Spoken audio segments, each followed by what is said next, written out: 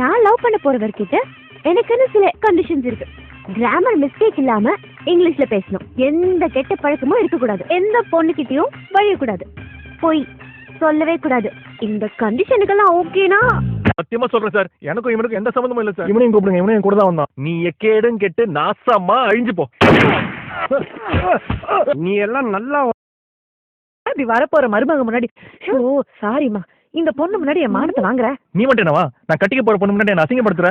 டேய், அது உங்க லவ்வர்ஸ்குள்ள 1000 இருக்கும். ஐயோ சாரிம்மா, டக்கு டக்குன்னு வளரிக்கிட்டே நீ இருக்கேன். இப்படியே லூசு மாதிரி வளரிட்டே இரு. நாளைக்கு பிறக்க போற பேர குழந்தை கூட உன்னை மதிக்காது. Hello hello hello, this is too much. நீ நினைக்கிற மாதிரி நான் உன்கிட்ட உண்மையா இல்ல மச்சான்.